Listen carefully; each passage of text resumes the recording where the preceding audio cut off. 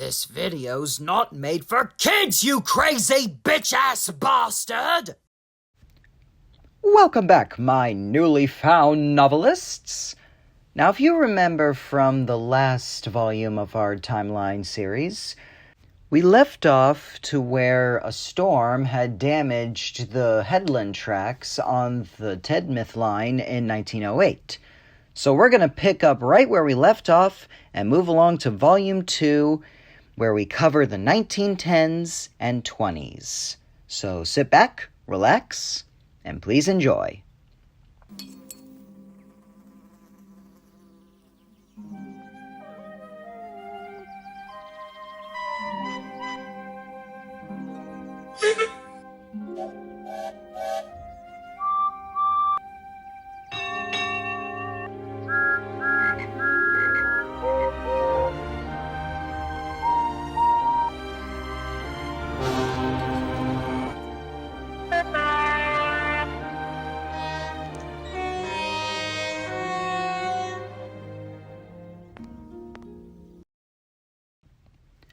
In 1910, the line that led to Teignmouth from Knapford was rerouted closer to the island, as well as having a tunnel built as well.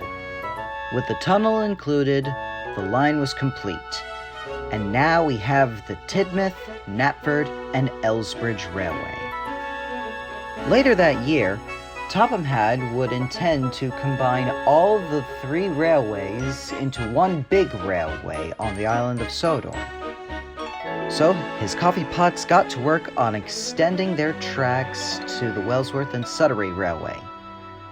Fast forwarding to 2 years later, in 1912, the Teignmouth, Knapford, and Elsbridge Railway connects its tracks with the Wellsworth and Sudbury Railway, forming the Teignmouth, Wellsworth, and Sudbury Railway.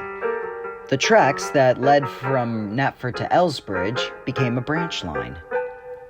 It would also be a sad year for the coffee pots, for the very first one, Proto-Topham, would be disassembled and scrapped after the railway's formation. On the mainland, in 1913, there's a branch line on the Furness Railway. An engine named Albert gets into an avalanche with his coaches, Victoria and Helen, by a tunnel. Next year, in 1914, it would be the year where World War I starts. It would also be the year where Topham Hatt gets promoted to director of the railway. During New Year's Eve and New Year's Day, 1914 and 15, we'll have two new tender engines arrive on the island of Sodor. One would be an LBSCR C2 class named Maxwell, and a Furness Railway larger Seagull K2 named Edward. Both engines would arrive and assist with the extension of the railway up to Vickerstown. Later on in 1915, all three of the standard gauge railways became one big railway, and it was called the Northwestern Railway. At this time, the engines started to get numbers. Glyn became number 1, and Edward became number 2. With the railway opened, Topham gains baronetcy of the railways and gets knighted as Sir Topham Hatt. The line that ran from Sudbury to Brendam became a branch line. Maxwell finds Neil abandoned at the Kirk Ronan harbor, and plans to restore Neil would be underway. Wadden would also leave Sodor and head back to the mainland. The Crovan's Gate Works would also be established in 1915. In 1916, two branch lines were built, one that went from Ballyhoo to Normanby, and the other, for war purposes, ran from Teignmouth to Arlesburg. Aside of its usage of the wartime, Sir Topham Hatt also saw the branch line serving well for goods runs. In 1917, two Manning Wardle Q-class saddle tank engines, Manford and Ward, and a Sharp Stewart class named Stewart would be purchased to work on the Brendam branch line. There was also a fourth engine that was purchased to run on the line. However, At the time of this video, the engine's identity would remain anonymous. It would also be the grim year of Austin's demise, for he would be destroyed after saving soldiers from a burning building at the old South Knapford Harbor, later on being scrapped. In 1918, World War I ends, but there's damage on the railway, and Sir Topham Hatt sells Brian, Gaston, and Gavin in order to have money to repair the railway. In 1919, blueprints of a rejected design of Nigel Gresley's Pacific A1 would be stolen by an engine builder named Mr. Richardson Cacus, who had a grudge against Nigel Gresley. After he and a thief stole some blueprints, they got to work building an engine in secrecy, who would be known as Henry. Approaching 1920, 2 narrow-gauge engines would come to work on the Mid-Sodor Railway. Number 2, named Baldwin, a Baldwin 10-wheeler, and a Kerr Stewart named, Stewart. Stewart arrives on a traction engine, while Baldwin arrives on a boat. During the start of the 1920s, Sir Topham Hatt was in need of some engines running on mainline services. So in 1922, he had 2 new tender engines.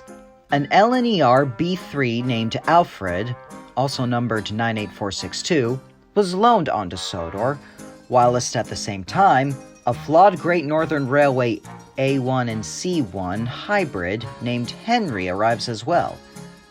After some trial and errors of bad steaming, Sir Topham Hatt reluctantly purchased Henry, and he officially became the number 3.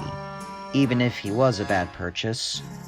Originally, Sir Topham Hatt intended to buy a Robinson Atlantic C1, only to be swindled by Richardson to buy Henry, who was a white elephant. 1923, the Big Four of the new railway era was emerged. Those being the Southern Railway, the London, Midland and Scottish Railway, the Great Western Railway, and the London North Eastern Railway, formerly known as the Great Northern Railway. Gordon was purchased and becomes the island's official express engine, as well as becoming the number 4. The terminus was relocated from Vickerstown to Tidmouth. Edward's work would demote to shunting, and it would also be the year where a hydroelectric power station would be built at Peel Godred, powered by the waters nearby.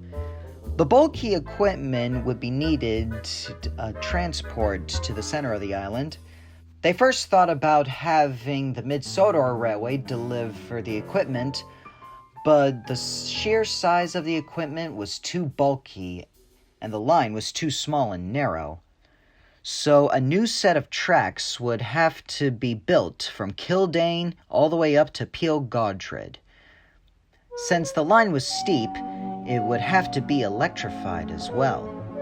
And thus, the Peel Godred line was complete, being run by a Northeastern Railway ES1 class named Elmer.